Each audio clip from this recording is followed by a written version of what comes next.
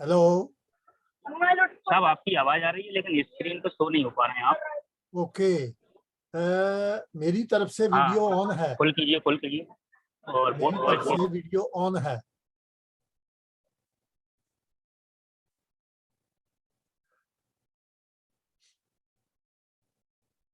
Continue करें sir. मेरी आवाज जब मैं कह रहा हूं तो सभी लोगों को सुनाई देती है? जी जी। हाँ, आ गया।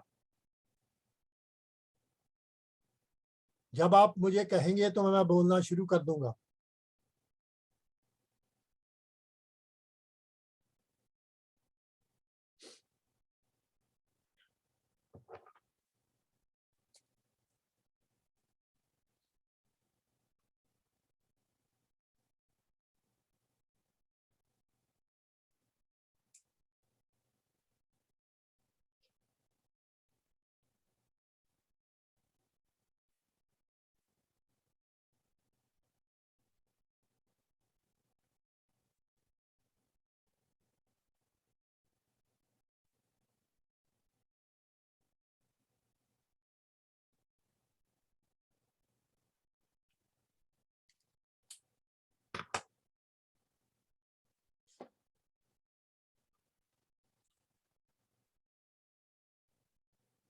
हाँ, ठीक हो गया।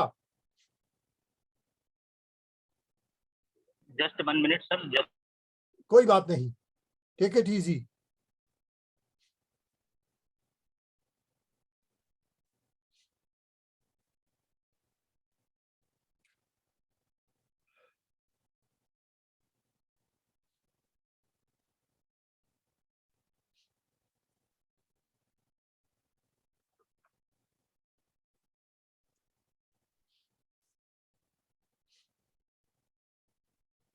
सर कंटिन्यू करें।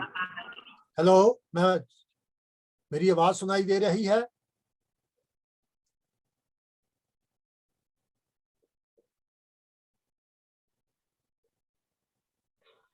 जी जी ओके, तो मैं अपनी बात शुरू करूं। जी सर। नमो बुद्धाय, जय भीम, जय भारत। मैं हरवंश विरदी लंदन से बोल रहा हूं। हजारों मील दूर से ये जो मैं आप सब बहनों भाइयों से बात कर रहा हूं, ये जैसे दूसरे भारत के लोग कहते हैं कि ये भगवान का करिश्मा है, ये भगवान का करिश्मा नहीं है। ये मेरे छोटे भाई भारती साहब, उनका करिश्मा है और साइंस का करिश्मा है। तो मैं सबसे पहले आप सब भाई और बहनों को, जो बुद्ध पूर्णिमा आज के 15 दिन बाद आ रही है, उसकी बहुत बहुत सबको बधाई देता हूं। और मैं भारतीय बौद्ध महासभा का बहुत धन्यवाद देता हूं कि उन्होंने मुझे मेरी बात कहने का मौका दिया, हालांकि मैं आपसे 7,000 मील दूर बैठा हूं। मैं आपका एक बौद्ध भाई हूं। मैं बाबा साहब के मिशन में 1972 20 साल की उम्र में आ गया था, लेकिन मुझे ऐसे लगा कि राजनीति में वो लुत्फ नहीं है जो धम्म में है। तो मैंने अपना सारा टाइम, एनर्जी और पैसा धम्म को प्रमोट करने के लिए लगाया है, क्योंकि बौद्ध धर्म को ब्राह्मणवादियों ने हमारे जम्बू द्वीप से हर गलत तरीका अपना के अलोप कर दिया था। ये बाबा साहब डॉक्टर अम्बेडकर का हमें वरदान है कि फिर से हम अपने बुजुर्गों के धर्म में जुड़ गए हैं। जब लोग कन्वर्जन कहते हैं तो मुझे बहुत चिढ़ होती है।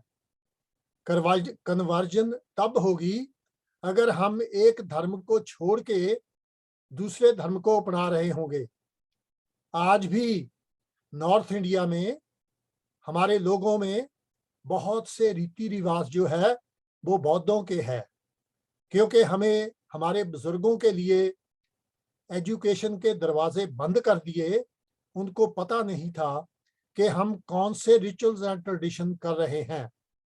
आज बाबा साहब की मेहरबानी से हम बुद्धिस्ट लिटरेचर पढ़ के ये बड़े गर्व से कह सकते हैं कि बाबा साहब ने हमें अपने बुजुर्गों के धम में लाए हैं। एक बात जो ब्राह्मणवाद की बातें सुनते हैं, वो ये कह देते हैं कि भारत गुलाम हुआ तो बौद्धों की अहिंसा की जो नीति है उससे गुलाम हुआ। पहली बात तो ये है कि चंद्रगुप्त मौर्य से लेकर हमारे आखिरी बुद्धिस्ट सम्राट हर्षवर्धन, जो कि 647 में पूरे हुए थे, 1000 साल के हमारे राज में क्या कोई विदेशी भारत पे हमला हुआ? कभी नहीं हुआ। जो भारत में पहला हमला हुआ वो 712 ईस्वी में, यानी कि हमारे आखिरी सम्राट के 65 साल बाद भारत पे हमला हुआ, जबकि भारत में राजा दाहर का राज था, हमारा बौद्धों का नहीं था। और दूसरी बात यह है, जो आप बौद्धों को डरपोक कहते हैं, अगर बौद्ध धर्म डरपोकों का है तो फिर ये हमारे दुश्मनों के लिए तो खुशखबरी होना चाहिए, क्योंकि उनको हमसे डर नहीं होना चाहिए। अगर हम डरपोकों के धर्म में आ रहे हैं तो उनका पजामा क्यों भीग गया है? इसीलिए वो डरते हैं कि ये लोग बहादुर हैं। आप बौद्धों का इतिहास देखो, जापान जिन्होंने पहली दुनिया की जंग लड़ी, दूसरी दुनिया की जंग लड़ी, और आज वो साइंस और टेक्नोलॉजी में दुनिया में सबसे आगे हैं। और एक ही एक देश दुनिया में है जहां पर 100% लोग फर्दर एजुकेशन यानी कि यूनिवर्सिटियों में जाते हैं, वो जापान ही है। हमारा यूके जो है, जिन्होंने दुनिया पे राज किया है, यहाँ पर भी सिर्फ 30% लोग यूनिवर्सिटियों में कॉलेजों में जाते हैं, वरना 70% जो है वो फैक्ट्रियों में काम करते हैं। तो जापान इतना बहादुर देश है, आज भी जितने भोकाल सारी दुनिया में आते हैं अकेले जापान में आते हैं, लेकिन कभी वो भीख का कटोरा लेकर दूसरे देशों के पास नहीं गए कि हमारी मदद करो, हमारी मदद करो। और आज जिसको ये हिंदुस्तान बनाने की कोशिश कर रहे हैं, वो जब भी हम यहाँ टीवी ऑन करते हैं तो इंडिया का प्राइम मिनिस्टर भीख का कटोरा लेकर भीख मांग रहा है, हम गरीब हैं, हमारी मदद करो। तो जापान जो है आज दुनिया में उनकी इकोनॉमी जो है वो टॉप पर है, क्योंकि वहां पर भगवान बुद्ध की शिक्षा का असर है, इसलिए। और दूसरा देश वियतनाम, जो दुनिया की सुपर पावर है, अमेरिका, 25 साल उन्होंने अमेरिका से लड़ाई लड़ी, और जब वो वहां पे टिक नहीं पाया तो अमेरिका वहां से भागा 25 साल बाद। वो कौन थे? एक इतना अमीर देश नहीं जापान की तरह, वो बौद्धों का वियतनाम देश था, वो बहादुरों का देश था। इसलिए उन्होंने जो दुनिया की सुपर पावर थी उनको भागने पे मजबूर कर दिया, क्योंकि वो बहादुर थे। वहां पर ये ब्राह्मणवादी सिस्टम नहीं था कि 25% क्षत्रिय ही लड़ेंगे, और जब देश को जरूरत पड़ी तो औरतों ने भी बंदूक उठाई और दुश्मन का मुकाबला किया। और आप जानते हैं कि जो देश और जो आज दुनिया की तारीख में, आप व्हाट्सएप पे जाकर देख लो, जूम पे जाके देख लो कि दुनिया में सबसे बहादुर रेजिमेंट कौन सी है। आप में बहुत से कह देंगे, क्योंकि आप भारत में रहते हैं, कि जी सिख रेजिमेंट सबसे बहादुर है। बिल्कुल नहीं, हम दुनिया की रेजिमेंट की बात कर रहे हैं। वो गोरखा रेजिमेंट है, नेपाल की गोरखा रेजिमेंट। वो कौन है? वो हमारे बुद्धिस्ट भाई हैं। तो क्या हम डरपोक हैं? और हम भारत के इतिहास को याद करते हैं, जो 500 हमारे महार सोल्जरों ने 30,000 ब्राह्मणों को कुछ ही घंटों में भीमा नदी कोरेगांव पूना में काट काट के ढेर लगा दिए। 2,000 भाग गए और 28,000 को हमारे 500 सोल्जरों ने भीमा नदी में काट काट के ढेर लगा दिए। अब भी अगर आप 28,000 को 500 से डिवाइड करेंगे तो 56 आता है। ये मोदी ने हमारी ही कॉपी की कि जो 56 इंच का सीना है। महाराष्ट्र में हमारे लोग जब किसी से गर्मा गर्मी हो जाते हैं तो वो क्या कहते हैं, अरे जा मैंने तेरे जैसे 56 को देखा है। तो हम उन बहादुर लोगों की कौम है। ये क्या बात कर रहे हैं कि हम डरपोक हैं। मैं पंजाब में पैदा हुआ हूँ, आप सिख इतिहास को पढ़ लो। अगर सिख धर्म को बनाने के लिए अगर सबसे ज्यादा कुर्बानी दी है तो हम जिनको आज ये अछूत कहते हैं, शेड्यूल्ड कास्ट कहते हैं, वो हमने कुर्बानी दी है और सिख धर्म जो है उसको खड़ा किया। ये अलग बात है कि जब उसको फल लगने लगा तो खाने के लिए जो अपने आप को जाति ऊंची जाति कह रहे हैं, है वो भी शूद्र ही। जो पंजाब का जाट है वो भी शूद्र ही है। लेकिन जब उस हमारे पेड़ को जिसको हमने लगाया उसको पानी दिया, जब फल लगने लगे तो वो आकर खाने लगे। तो इस तरह से हम कोई डरपोक नहीं है। अगर जितने आप मेरे भाई बैठे हो, अगर आपको कोई कहे कि बौद्ध डरपोकों का धर्म है तो उसको ये जवाब देना। और फिर हमारे बाबा साहब ने तो साफ साफ कह दिया, need to kill not will to kill. यानी मारने की अगर जरूरत है तो हम अवश्य मारेंगे, लेकिन ख्वाहिश नहीं होना चाहिए। जंगलों में जाकर जानवरों को मार देना ये बहादुरी नहीं है। तो अगर हमें जरूरत पड़ी तो हम डंडा बंदूक नेजा उठाएंगे। अगर जरूरत पड़ी भारत के कॉन्स्टिट्यूशन में रह के, कानून के दायरे में रहकर हम शांति चाहते हैं, लेकिन इंग्लिश में कहते हैं peace on the basis of justice. हमें शांति चाहिए जो जिसका बेस इंसाफ हो, बेइंसाफी ना हो। तो हम बौद्ध धर्म को मानने वाले हैं, हम बड़े बहादुर लोग हैं, हम बड़े दिमागी लोग हैं। जब हमने भारत पे राज किया तो ये जो जम्बू द्वीप है तभी इसको बाकी दुनिया सोने की चिड़िया कहती थी। जब हमारे बुजुर्गों ने 1000 साल राज किया तो इसी जम्बू द्वीप में आज से 2000 साल पहले 18 यूनिवर्सिटियां थी। नालंदा, विक्रमशिला, तक्षशिला, आप सभी जानते हैं 18 यूनिवर्सिटियां। जबकि जिस यूके में मैं बैठा हूं उस वक्त इनको ये भी नहीं पता था कि स्कूल क्या होता है, और हमारी 18 यूनिवर्सिटियां थी, एक एक का नाम दिया जा सकता है। तो हमें नाज है हमारे बुजुर्गों के इतिहास पे।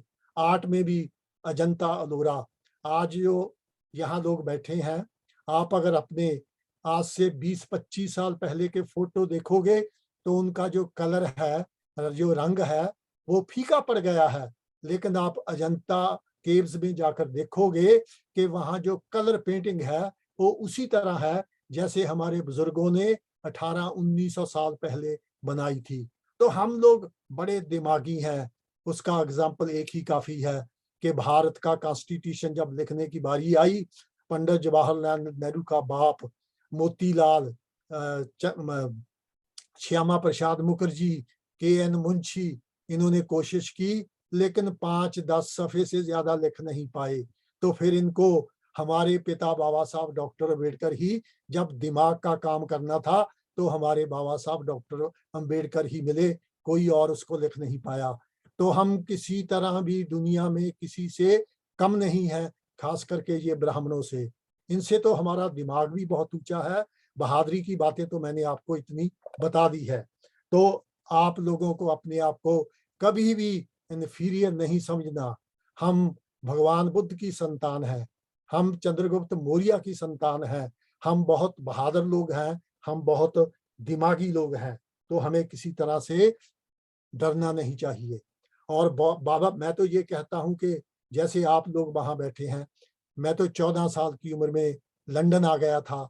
मुझे बाबा साहब के जितनी भी सहूलतें हैं उसका कोई फायदा नहीं हुआ, यानी कि रिजर्वेशन जो स्कॉलरशिप है मुझे कुछ, लेकिन मैं बाबा साहब का धन्यवादी हूँ जो उन्होंने मुझे एक वरदान दिया है, एक अनमोल हीरा दिया है।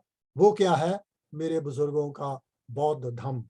आज जब यूके में मैं अंग्रेजों से बात करता हूँ, जब बात चलती है आर यू हिंदू, तो मैं कहता हूँ अरे मुझे बंगाली मत निकालो, क्योंकि हिंदू का मतलब तो फारसी भाषा में काला चोर है।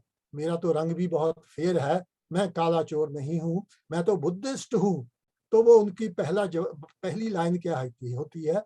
Oh, it is very good religion, it is very peaceful religion. तो मैं अपने पिता बाबा साहब डॉक्टर अम्बेडकर का बहुत धन्यवादी हूँ, जिसने मेरे बुजुर्गों का एक अनमोल हीरा मुझे बुद्धिज्म दिया है। मुझे डॉक्टर इकबाल का शेर बहुत याद आता है। उन्होंने शेर लिखा, देखो एक कट्टर मुसलमान लेकिन बौद्ध धर्म की क्या तारीफ कर रहा है। कौम ने पैगामे गौतम की जरा परवाह न की, कौम ने पैगामे गौतम की जरा परवाह न की, कदर पहचानी ना अपने गौहरे जकदाना की। गौहरे जकदाना कोहे नूर की तरह एक अनमोल हीरा होता है। तो वो एक कट्टर मुसलमान कह रहा है कि भारत के लोगों ने जो गौतम पैगाम लेकर आए थे उसकी तरफ ध्यान नहीं दिया और अपने हीरे की कदर नहीं पहचानी। तो आखिरी दो लाइनें, शेर तो बहुत लंबा है, आखिरी चार लाइनों में वो कहता है, आह शूद्र के लिए हिंदुस्तान गम खाना है, दर्द इंसाफी से इस बस्ती का दिल बेगाना है। ये तो आप समझ गए हैं। जो आखिर की दो लाइनें हैं वो लिखते हैं, ब्राह्मण सरसार है, ब्राह्मण सरसार है, अब तक मैं पदौर में, क्षमा गौत में जल रही है महफिल अग्यार में। ब्राह्मण सरसार है, अब तक मैं पदार में, क्षमा गौत में जल रही है महफिल अग्यार में। कि आज भी ब्राह्मण अपना झूठ का जाल बिछाए हुए लोगों को बेवकूफ बना रहा है, जबकि गौतम बुद्ध की जो रोशनी है वो दुनिया को रास्ता दिखा रही है। आज की तारीख में 26 देश मेजॉरिटी बुद्धिस्ट हैं और इस वक्त दुनिया में बौद्ध धर्म तीसरा बड़ा धर्म है। अगर हम चाइना की पॉपुलेशन को 50% बुद्धिस्ट मान लें तो दुनिया का सबसे बड़ा धर्म बन जाता है, क्योंकि चाइना में कम्युनिज्म आने के बाद उन्होंने धर्म का कॉलम बंद कर दिया। ठीक कहना गलत होगा कि वहां पे कितनी पॉपुलेशन है, लेकिन कम्युनिज्म आने से पहले वहां पर बौद्धों की 85% पॉपुलेशन थी। अगर हम चाइना को 50% भी बुद्धिस्ट मान लें तो बौद्ध धर्म दुनिया का सबसे बड़ा धर्म बन जाता है।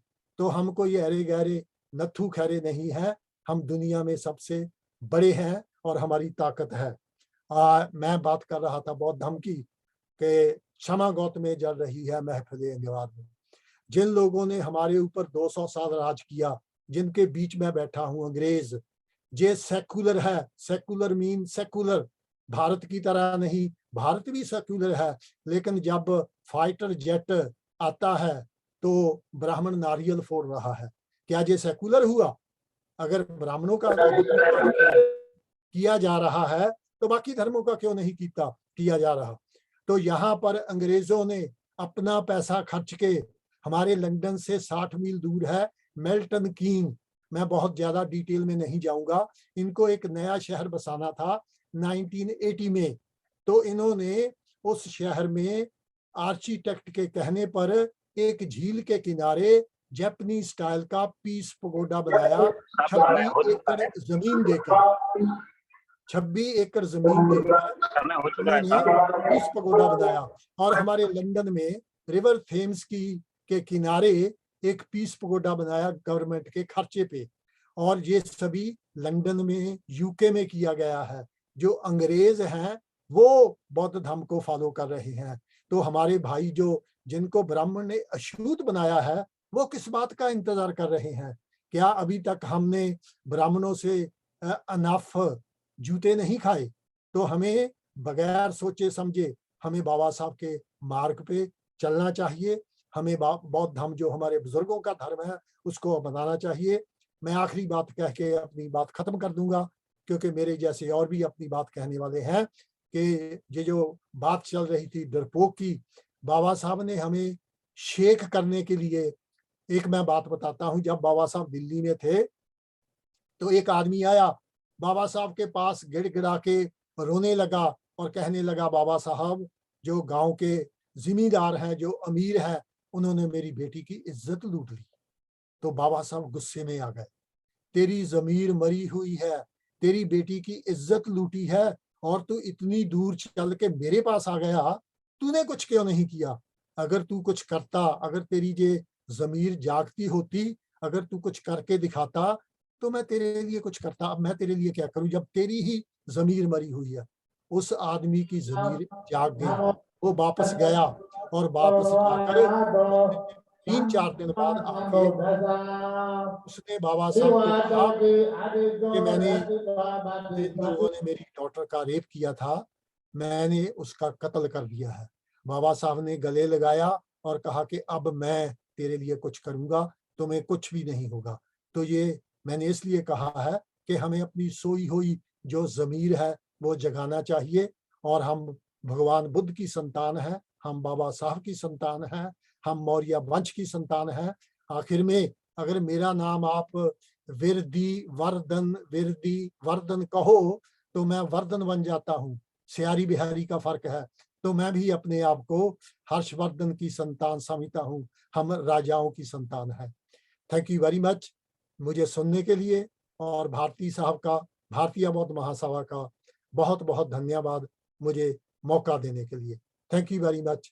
नमो बुद्धाय, जय भीम, जय भारत।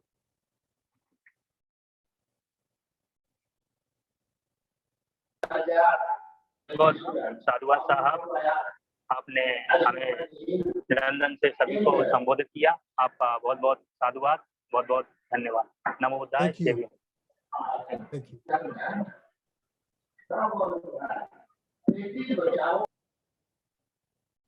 बेटी बचाओ बेटी पढ़ाओ, सब ये जो लिखा है ये है, आज देश में